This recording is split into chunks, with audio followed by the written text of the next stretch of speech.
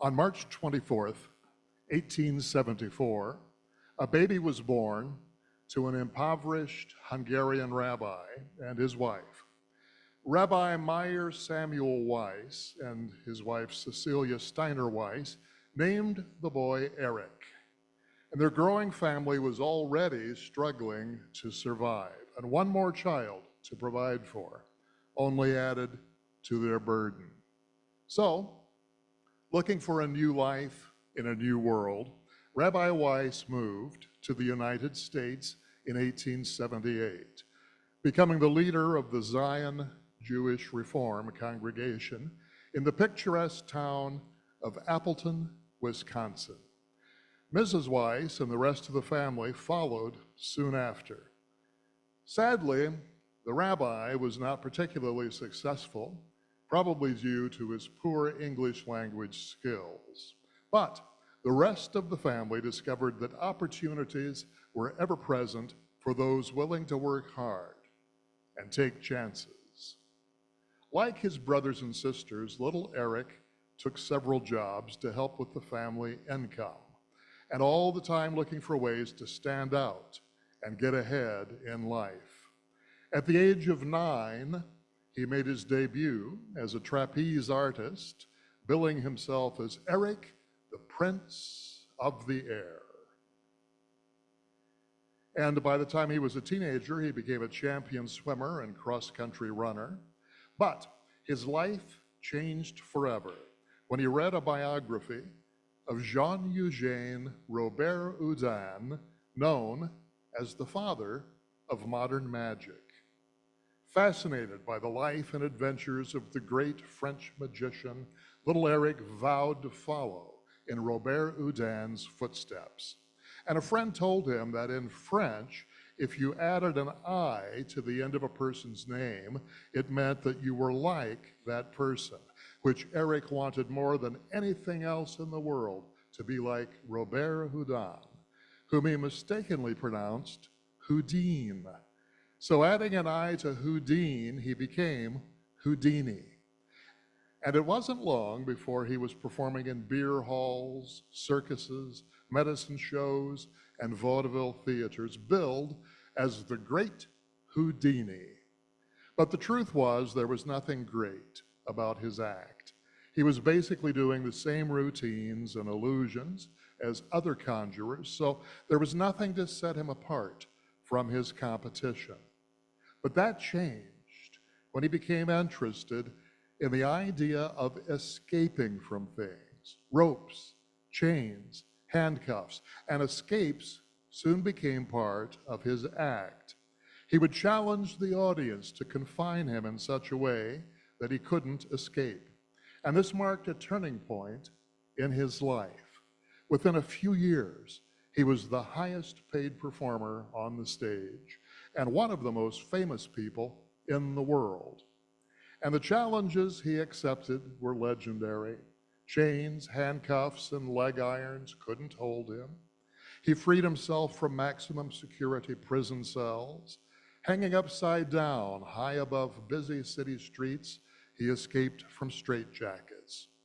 Manacled, nailed into a packing crate, the crate bound with heavy chains and locks was tossed into the icy waters of the Detroit River in the dead of winter. As the newspapers pointed out, failure means a drowning death. And for 2 or 3 minutes, the crowd was on edge because there was no sign of Houdini. And just when the suspense became nearly unbearable, Houdini's head broke the surface of the frigid water, triumphant again. One of his most unusual escapes was from a paper bag. Now that sounds ridiculous, but it was actually quite amazing. A paper company challenged him to this escape. They created a paper bag which was 6 feet 6 inches tall. Houdini was placed into it, and the top of the bag was stapled shut and stitched and sewn shut, and the audience was invited to write their names all over the paper of the bag.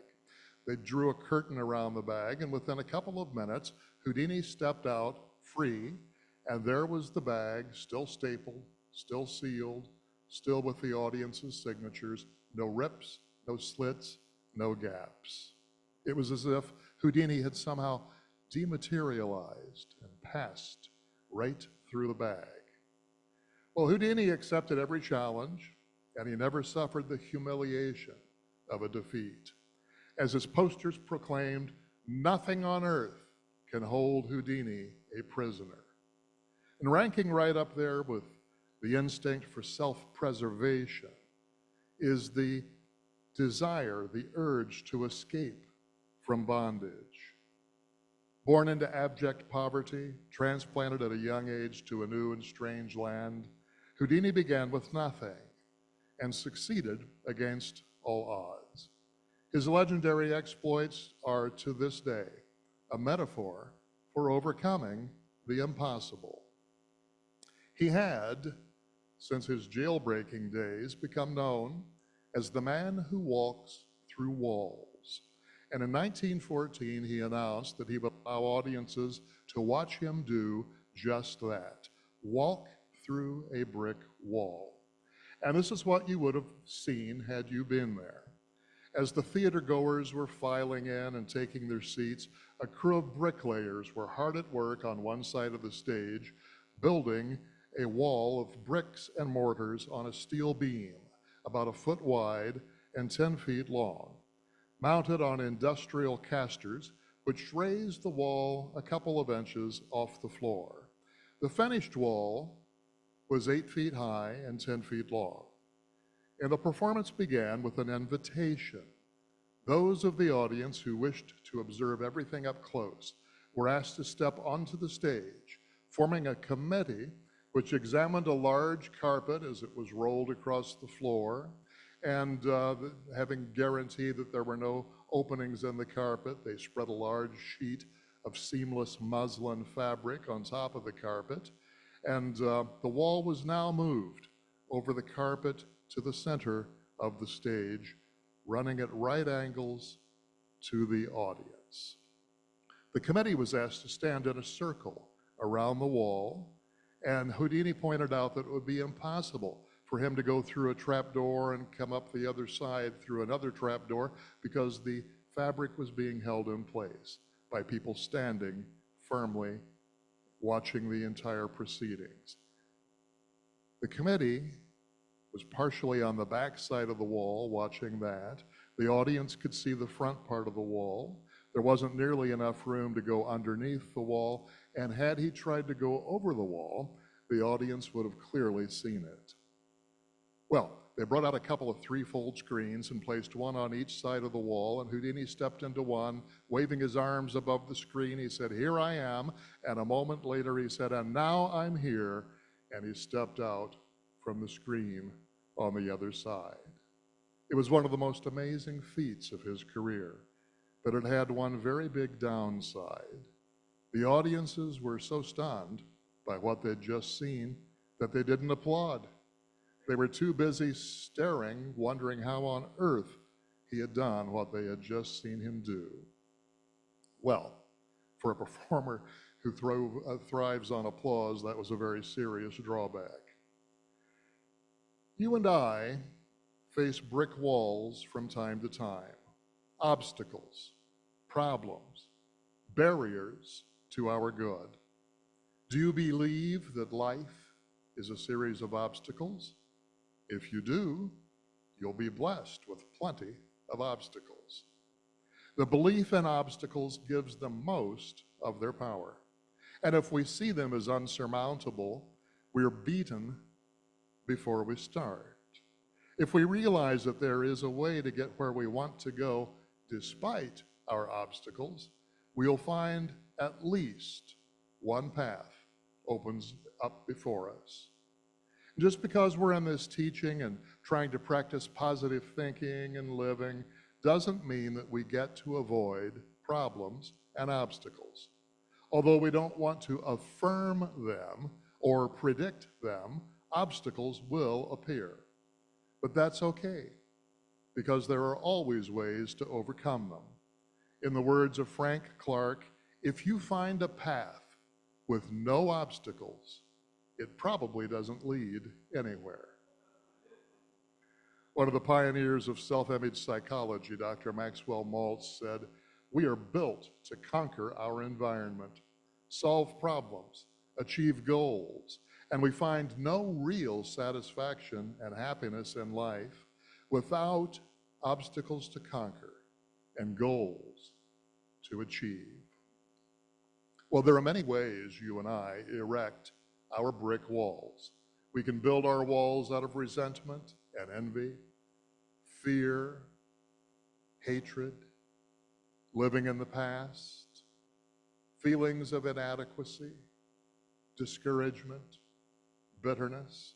All of those things are obstacles in our way, barriers standing between us and our highest and best good. So, what to do? Well, in the science of mind, we start with this basic premise. There is a power for good in the universe, and you can use it. As children of God, we've been given the gift of creative thought. Our thoughts direct the creation of our world, for better or for ill. Our walls are self-created, brick by brick, which means that our thoughts can dismantle them. But if we believe that someone else built that wall, or that something else created the wall, then we tend to believe that we're helpless against it. And our negative belief prevents us from even trying. Houdini himself was once held prisoner by his own beliefs. There was a company that made a brand new style of bank safe that they guaranteed on this latest model would thwart the most skilled safecracker. And they challenged Houdini to escape from this new state-of-the-art bank safe. And they knew that if he failed, the company would receive millions of dollars worth of free publicity. Now, Houdini knew something that never occurred to most people. A safe is meant to keep people out. It's not designed to keep people in. So, there's a plate screwed to the inside of the door of the safe. And if you unscrew that plate, you'll have access to the mechanism of the lock. And a person who knows what he's doing, a skilled technician or a locksmith, can get access to that mechanism and manipulate things and open up the lock from the inside. So, Houdini was locked into the safe, and the company executives and newspaper reporters retired to another office to await what they were sure would be his failure. Houdini went to work removing that plate on the back side of the door and went to work manipulating the gears and the tumblers. Much to his shock, repeated attempts at unlocking the door failed. And after several minutes of struggle, he was perspiring freely in the cramped interior of the safe, and he realized that he had already used up most of the available oxygen. So fighting to keep panic from setting in, he decided to deliberately relax before trying again. He leaned against the door of the safe, which swung open. The company executives had forgotten to lock it.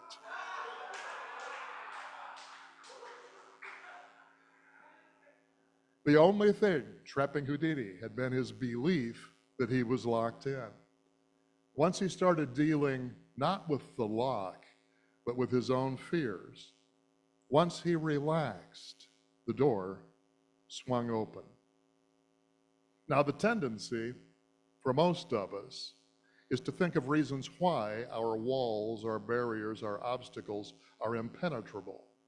But God thinks of all the ways that the obstacle can be passed through. Here's a passage that you may never have heard in its entirety, but by the time I get to the last sentence, you'll recognize it. I have weapons ye know not of. I have ways ye know not of. I have channels ye know not of. Mysterious weapons, mysterious ways, mysterious channels. For God works in mysterious ways his wonders to perform. but most of us want to know the ways and the channels in advance. Furthermore, we want to tell God how to get them through the wall. Years ago on Christmas Eve, I disembarked from a cruise ship on which I'd been performing in Costa Rica, and I wanted to get to Evansville, Indiana. So they flew me from Costa Rica to Miami, change planes, fly from Miami to St. Louis, change planes, and fly into Evansville, Indiana. When I arrived at the Miami airport, which was packed to overflowing on Christmas Eve, I discovered that my flight to St. Louis had been canceled. No explanation given, no alternative provided. So I started running frantically from ticket counter to ticket counter in that vast swarming airport, looking for some place that could get me to St. Louis, my connecting flight. And I had no luck anywhere I checked. And I was on the verge of giving up when a ticket clerk on the last counter I stopped at said, "Let me see your tickets." And he looked at them and said, "Oh, you want to go to Evansville, Indiana?" "Yes," I said. "Well, we have a flight leaving shortly for Nashville, and from Nashville you can take one of our commuter flights into Evansville." Well, I had been focused not on my goal, which was Evansville, but on St. Louis. There were all kinds of ways to get to Evansville, things that I hadn't even considered. And thanks to a ticket clerk who ignored my babbling and checked my final destination, I not only got to Evansville that Christmas Eve, but I arrived sooner than if I'd flown my original itinerary, which included St. Louis. The belief in obstacles is foreign to spiritual thinking. But spirit knows nothing of limitation. And sometimes we need to get out of our own way. God is never blocked. You may remember the story in the Hebrew Scriptures about Joshua and the walls of Jericho, and how the ancient Israelites dealt with that great obstruction. The Israelites had escaped from Egypt and were traveling through a seemingly endless wilderness, trying to get to their homeland, the Promised Land. The great fortress city of Jericho, with its impenetrable walls surrounding it, was standing between them and their homeland. So they were stuck in the wilderness because the king of Jericho refused to allow them passage. They had three choices. They could defeat Jericho and pass into the Promised Land. 2, they could join Jericho and become assimilated into their culture. Or 3, they could stay in the wilderness and die. So Joshua prayed and meditated, and he finally got the answer to their dilemma. Per Joshua's instructions, the Israelites marched around the city for 6 days in absolute silence. Now, I'm guessing this did 2 things. First, it probably creeped out the residents of Jericho.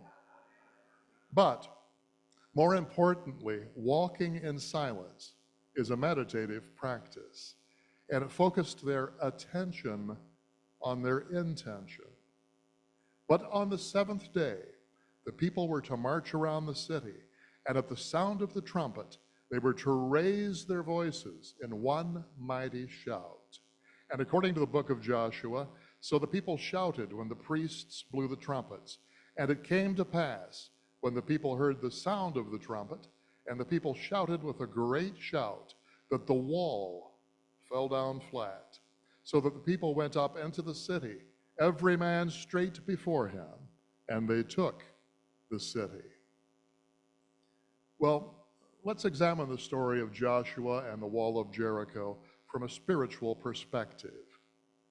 Interestingly, while Jerusalem, their destination, sits on a ridge almost 2,000 feet above sea level, the city of Jericho set over 1,000 feet below sea level. It happens to be the lowest lying land on the planet Earth. The ancient city of Jericho contained all the abominations of the ancient world.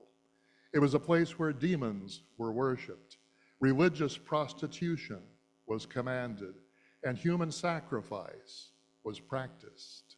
Jericho was full of the lowest and vilest forms of immorality imaginable. So Jericho symbolizes the lowest thought we can have.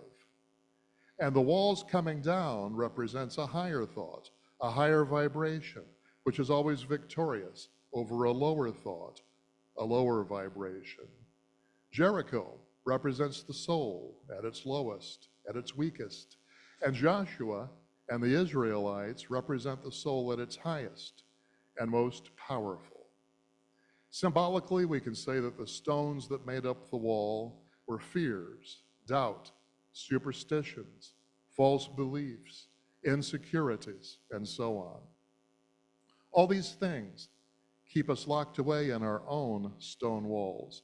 They're very difficult to escape from. We can find ourselves in a deadly place, unable to make progress to the promised land if we don't tear down the walls. It's impossible to live in the peace and light of the kingdom of good if we carry those burdens which lock us into the tyranny of despair and darkness. What is your spiritual Jericho? What keeps you from having whatever it is you were inspired to do or inspired to be? Like the Israelites in the wilderness, you have three choices. Remove whatever stands between you and your goal, become part of whatever stands between you and your goal, or stay where you are and do nothing. The only choice you have, if you really want to live your life fully, is number one.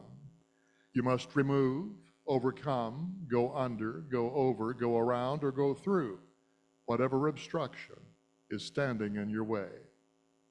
The other choices, becoming part of the problem, or staying where you are, doing nothing, are the ways of stagnation, of spiritual death.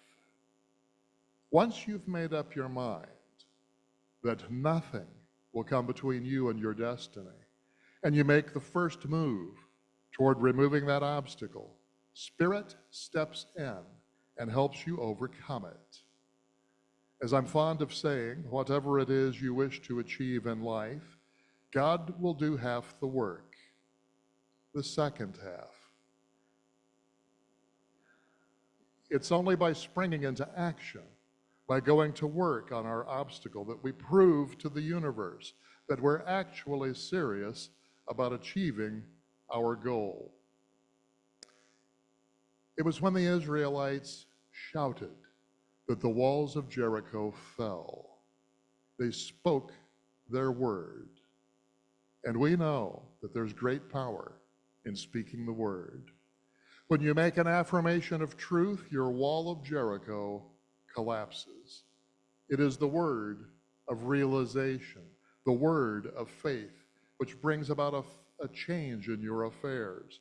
For words and thoughts are a form of vibration, vibrations which can shake the foundations of the mightiest wall. Interestingly enough, the word success only appears in the Bible twice, and both times they're right there in the book of Joshua. The inner meaning of the Jericho story, the secret of all success, is the power of the word, your word, which dissolves obstacles, removes barriers, and keeps you on track to your inspired destination. You might want to consider committing this affirmation to memory.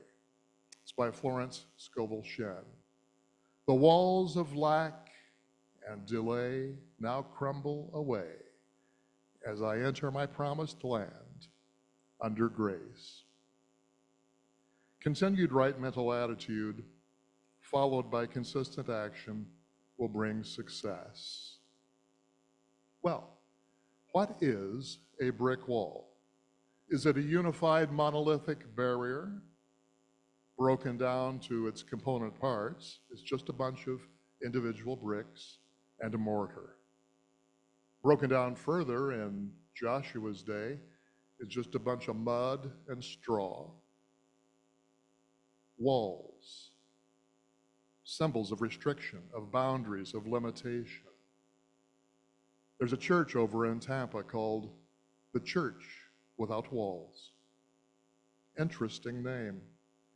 I'm not sure it's possible to eliminate every wall, but we could strive to be the people who defeat walls. Back to Houdini for a moment. The easiest way for him to have walked across the stage would have been for him not to build the wall to begin with. But sooner or later, we all seem to build our own walls. The good news is that the same mind power that we use to build walls can be used to open them up. Harry Houdini began with nothing except courage, a strong work ethic, and an absolute belief in his own genius. And when asked how he escaped from the many challenges that confronted him, he replied, "My mind is the key that sets me free." That's a very New Thought statement. Was Houdini a New Thought practitioner? Well, I think he was, whether he would have used that term or not. Intensely interested in all things mysterious, he was a founding member of Scientific American's Committee for the Scientific Investigation of Claims of the Paranormal. Largely self-educated, he was a voracious reader who left his enormous personal book collection to the Library of Congress. The Houdini collection, as it is known, remains to this day the world's largest assemblage of books on the history of theater, magic, and supernatural phenomena. Regardless of his personal belief system, we can learn a lot about successful living from Houdini's life. Lessons about courage, belief, perseverance, and working hard. And if nothing else, his personal mantra is well worth adopting and committing to memory. My mind is the key that sets me free. Now, Houdini's wall was real. It was walking through it that was an illusion. But in life, you and I, most of the time, face walls that are illusions, and the ability to walk through them is what is real. You need not be a saint. You need not be a genius. You need not be perfect. You need not demolish the entire wall. No matter how vast your wall, removing just a few bricks will enable you to walk right through it. Believe that you have a mighty power that sees not a brick wall, but a doorway, a window of opportunity. So next time you're confronted with a wall, you might try telling yourself something like this. The walls I seem to see in the outer world all arise within myself, in my false belief about myself and the universe. I rest in the assurance that what I desire is the impulse of the infinite in me, seeking greater self-expression. I fill my consciousness with the assurance that the unlimited power of the universe now flows through me. Infinite creative intelligence is now personalized as me. I know that what looks like an obstruction can just as easily be seen as a hurdle or a stepping stone. When I am confronted with a wall, I remind myself that I am equal to every challenge because my mind is the key that sets me free. And so it is.